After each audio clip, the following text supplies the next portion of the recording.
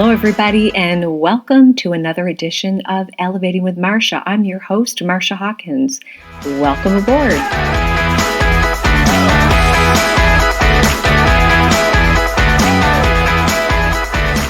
All right, everybody. In today's podcast, we're going to be talking about gaining control by giving up control, something that is extremely difficult for a lot of people. And I want to talk a little bit about why giving up control is probably the single most positive thing that you can do that will have a ripple effect upon your life. Have you ever found yourself working on a project or maybe you've started a business, maybe you bought a house you thought that you could, be a magnificent DIYer. I think that gaining control in your life is easily achieved when you recognize your strengths and, even more importantly, recognize your weaknesses. Recognizing your strengths and recognizing your weaknesses.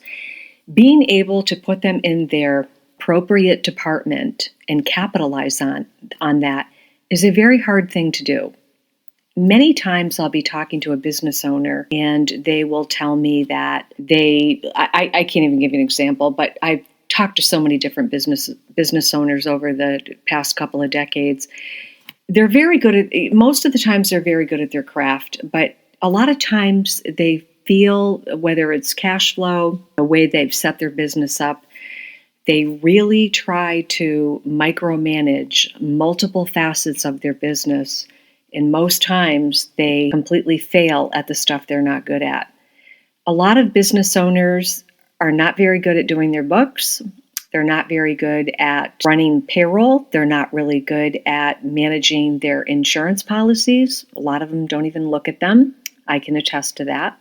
They also try to handle their marketing, their advertising, their ordering, their everything. They try to do it all. And I'm here to tell you, delegation is probably the single most important thing that you can do for your business. That and have the cash flow. Cash flow is another big issue, and I'm going to do another whole podcast on that because that also is a huge issue for businesses. It kind of surprises me listening to some of my clients tell me that they're really running their businesses on a shoestring and cash flow is very, very tight. A lot of times that will ebb and flow with the economy. A lot of times it will ebb and flow with their receivables. But for the most part, I think any small to mid-sized business owner will tell you cash flow is a problem, which is really at the root of why they try to micromanage everything. But I'm here to tell you, sometimes by giving up that control, you're most likely going to improve your cash flow once you decide to give up the control of the things that you may not be very good at. So, for example, there's so many different apps out there now, so many different programs. There's so many people that you could utilize to sometimes initially just getting you set up on some of these programs. I'm a huge fan of a couple of different programs. I will put the links into the broadcast in the comments so that you can see some of the apps and some of the programs that I use to run my business. And I think that, once you get into the habit of doing those, I think sometimes we get into such a rut of doing things the same way and not carving out the time to do things differently.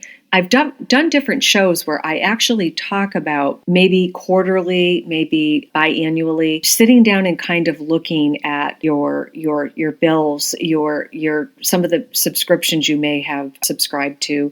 You want to always have a good, healthy overview of your business and your finances, but at the same time, there's definitely programs out there that allows you to streamline and really get a good indication of how you're doing financially. I've mentioned them before: Rocket Money, Mint.com, great ways to track your money. There's another program I love called FreshBooks, a lot like QuickBooks, but for dummies. I'm being honest. I think I attempted QuickBooks probably 3 times, and the level of setup that was involved, it just wasn't for me. I'm sure it's a good program for a lot of people. It's just not for me. I use a program called FreshBooks. I absolutely love it. It actually integrates right into my checking account. It will integrate with the credit card that I use for business, tracks all my spending, tracks everything that I need to do. I did try to set up a payroll service online where it was going to be all automated, and I actually use a payroll service. I found it was much easier. It wasn't reliant on me putting all that information in all the time. I simply do not have the time. And so I gave up that control, and I thought it was going to be cheaper if I used a couple of different software programs. But I find that when it comes to employees and them getting paid, that is probably one of the most important things of your business, is to make sure you compensate the people that are working for you and it's done correctly. So to minimize any mistakes, I actually have a payroll service that I use for that. But I do think it's hard sometimes for business owners to really wrap their head around trying to give up that control, thinking they have to do everything, thinking that they will, lose control over their business if they don't manage everything. And a lot of times they're just not good at it. And sometimes in their defense, they simply do not have the time. But I think as a business owner, if you can get out of the mindset that if I have to hire people, if I have to buy services to help me run my business, I'm going to impact my bottom line and my cash flow, and I run the risk of not being able to afford it, and it may tank my business. I'm working with one client right now that is not only trying to manage the books, trying to manage the selling, trying to manage the receivables, trying to manage the payables, and he is miserable and stressed out because there's just not enough hours in the day. And that's, also add on the fact that he's trying to produce his product, which is how he makes his money. And after several meetings over the past couple of weeks, we've really, granulated down what is really important. Like, what are you good at? So just a little exercise that you can do is really try to think.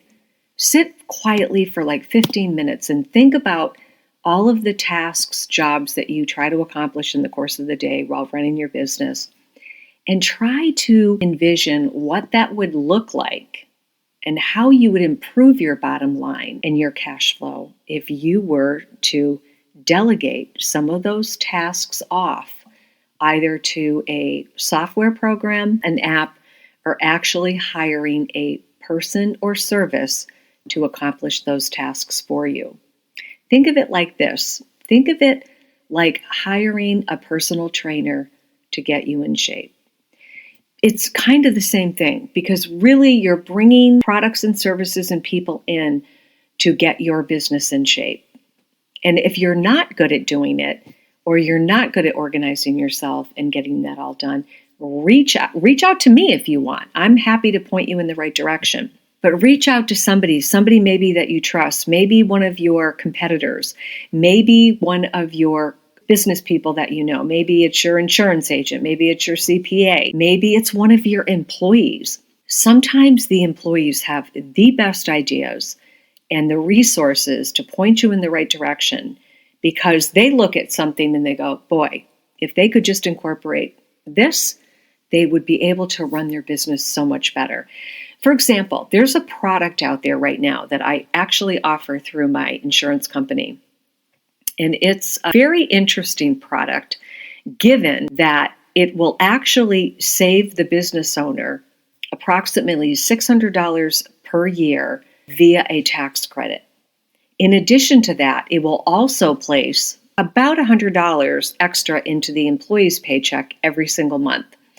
So one business that I'm actually trying to get an appointment with on it, very large company, 15,000 employees. I did the math, did the tax rebate on that, for the lack of a better word. It will save that company $9 million per year via a tax rebate, tax credit, if you will. $9 million. And it always surprises me how difficult it is when I explain that to the principal maybe it's not $9 million dollars for some of the companies that I've pitched, but it has been upwards, in some cases, 150,000 a year.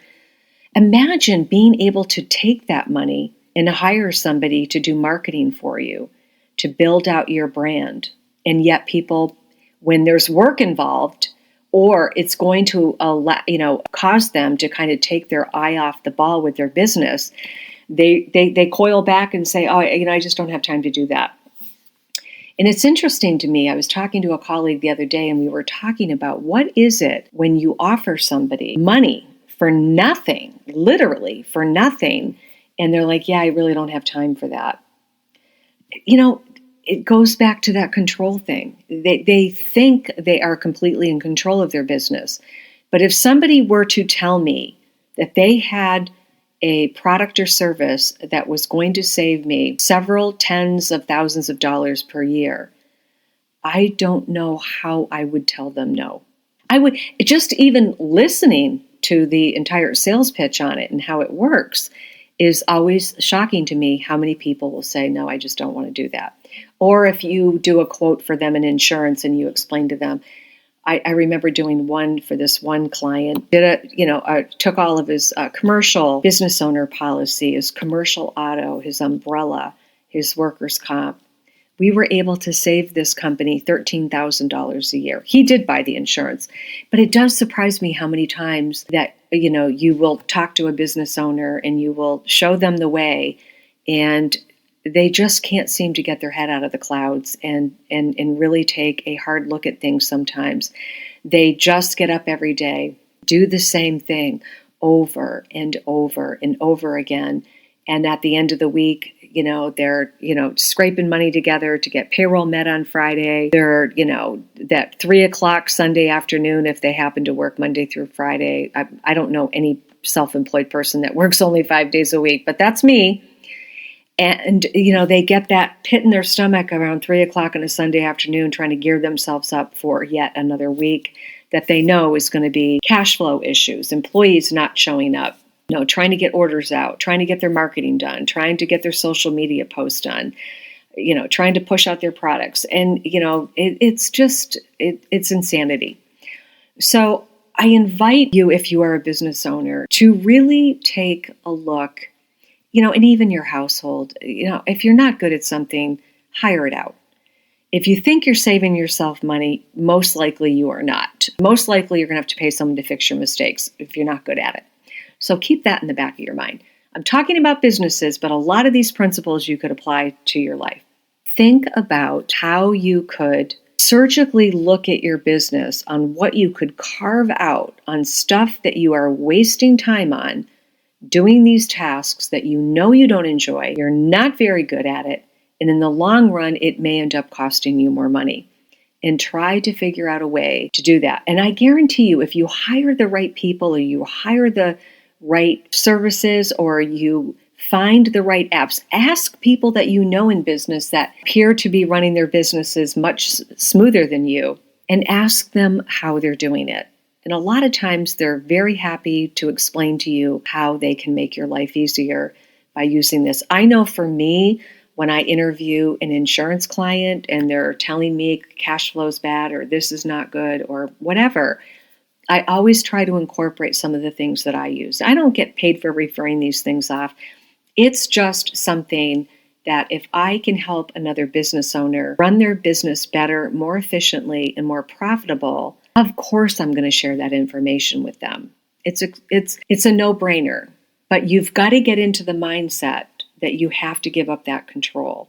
Or the other side of that is disciplining yourself to create the time to allow somebody to come in and help you delegate that all off and get it all organized. And I do it for businesses all the time. And you really want to take a fresh look at doing things a little bit differently that in the long run is going to improve your bottom line, going to, manage your time better, going to take a lot of stress off your plate, and it will give you possibly a few days off where you can enjoy yourself and not feel as though your business is running you instead of you running your business. And I really think it can help you. Giving up that control is gaining the control that you not only crave, but you need. So in my next podcast, I will talk about more in depth about some of the products and services and apps that you can incorporate to achieve exactly what I talked about on today's podcast. All right, everybody, thank you for tuning in. This is Marcia Hawkins. You've been listening to Elevating with Marcia. Come back next week for another jam-packed podcast about elevating you and your life. Make it a great week.